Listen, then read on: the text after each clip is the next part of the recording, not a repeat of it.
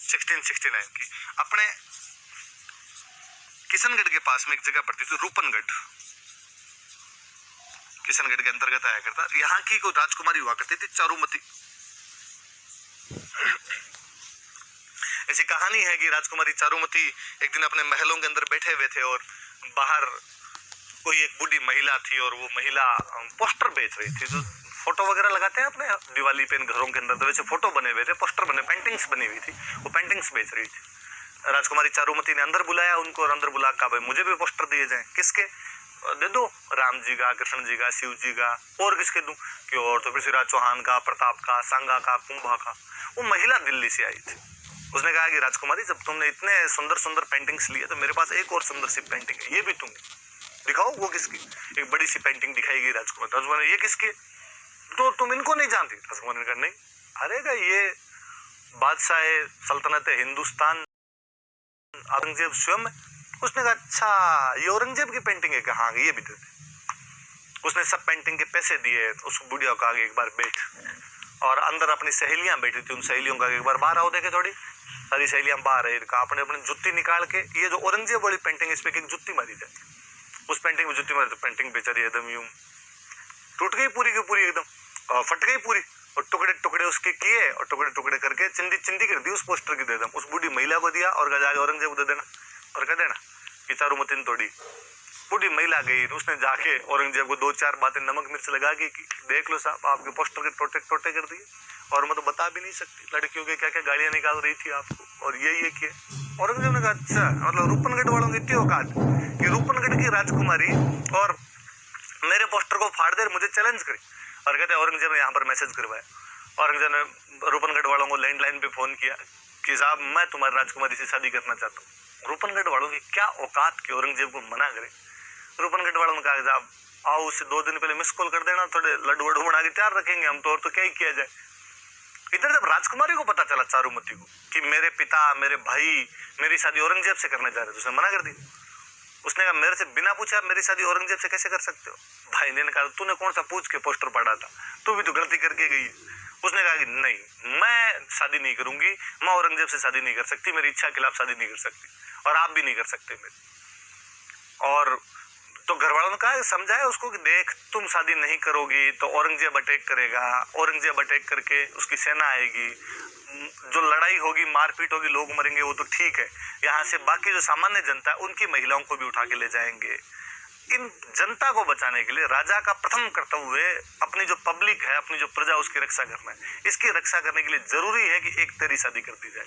तो ये जहर के घूंट पीने पड़ेंगे इस प्रजा को बचाने के लिए, इसकी रक्षा करने के लिए, वरना बेचारे ये मर जाएंगे सारे के सारे, इनको मार देंगे। इनकी रक्षा करना तो अपना कर्तव्य है। और चारुमती ने कहा कि नहीं मुझे कुछ ही नहीं पता, तुम नहीं कर सकते मेरी रक्षा तो मैं खुद कर लूँ। पापार भाई को गुस्सा जा कर ले, तो वैसे कर रही है तो। अब चारुमती बेचारी सोचे कि क्या किया जाए, और चारुमती को महाराणा राज सिंह याद आए कि महाराणा राज सिंह जी ने ऐलान करवा रखा है कि जहां कहीं किसी हिंदू राजकुमारी के साथ में और ऐसी जबरदस्ती हो रही है तो मेरे को मैसेज किया जाए। और चारुमती ने लेटर लिख के भेजा, फूल तुम्हें भेजा है खत में, फूल नहीं मेरा दिल है। चारुमती ने कहा कि जिस प्रकार भगवान श्री कृष्ण रुक्मिणी का हरण करके ले गए थे, कुछ उसी प्रकार आप मेरा हरण करके ले जाइए और मुझे अपने चरणों की दासी बनाइए। व्हाट्सएप पर मैसेज किया होगा।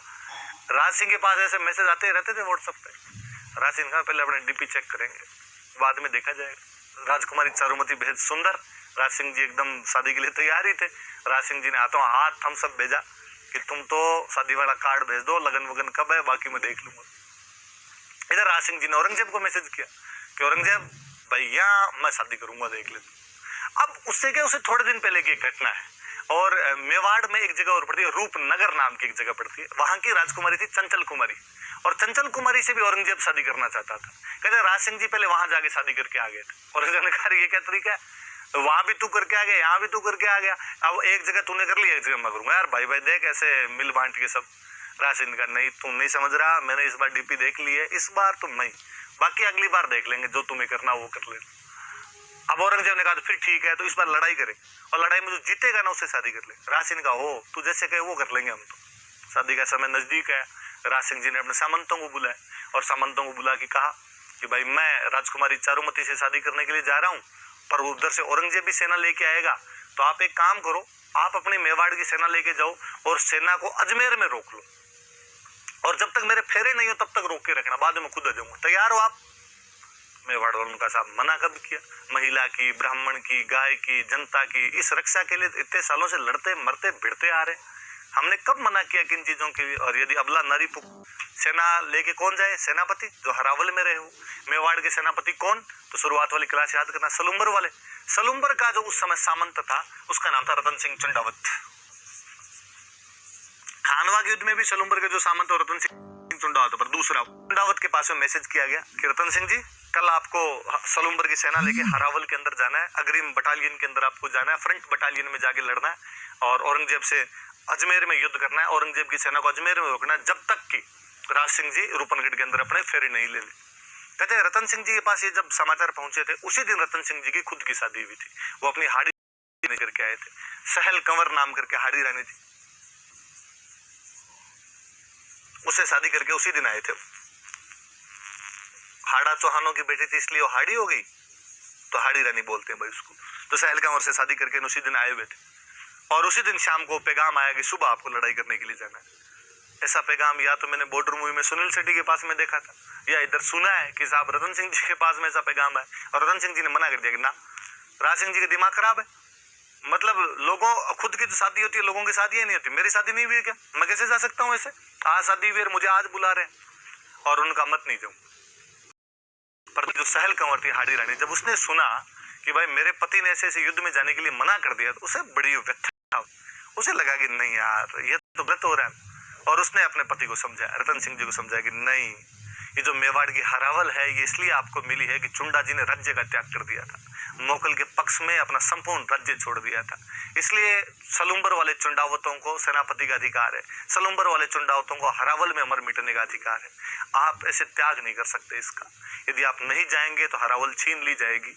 आने वाली पीढ़ी इस बात पे थू थू करेगी कि हमारा एक दादा परदादा युद्ध में नहीं जा पाया था इसलिए हमसे हरावल छीन ली।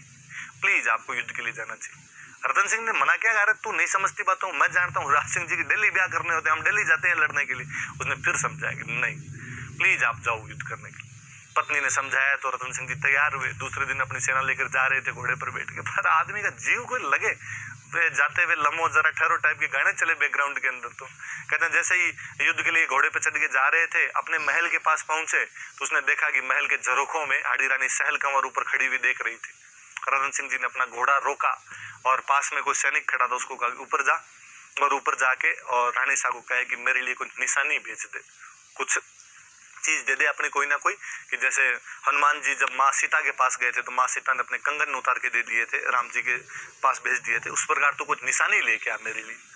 तो गया सैनिक ऊपर गया और उसने जाके कहा हाड़ी रानी सहल कंवर को कि रानी साहब नीचे रतन सिंह जी खड़े हैं और आपके लिए कोई ना कोई आपकी कोई ना कोई निशानी मंगवा रहे। उसने सोचा यार निशानी आ जाएगी तो युद्ध में थोड़ा उसको देख के टाइम पास करेंगे।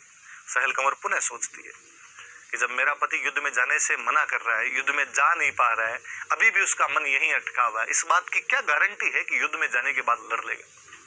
वो पुनः सोचती है कि मैं उस परिवार की लड़की हूं कि मेरी बुआ ने जब मेरे फूफा जी युद्ध के बीच से वापस आ गए थे तो किले के दरवाजे बंद करके अपने पति को अंदर नहीं आने दिया था।